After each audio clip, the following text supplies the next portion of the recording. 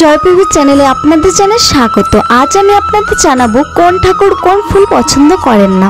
শিব ঠাকুর শিব পুজোকে এত কি ফুল ব্যবহার করা নিষিদ্ধ, কারণ শিব পুরাণ অনুসারে ব্রহ্মা মিথ্যা সাক্ষী রাখতে কেতকী ফুলকে সাক্ষী করেছিলেন, সেই জন্য শিব এই ফুল গ্রহণ করেন না। বিষ্ণু ঠাকুর বিষ্ণু পুজো পলাশ ফুল ব্যবহার করা উচিত না, মনে করা হয় এই ফুল রক্তের মতো লাল এবং তা অশুভ চিহ্ন বহন করে।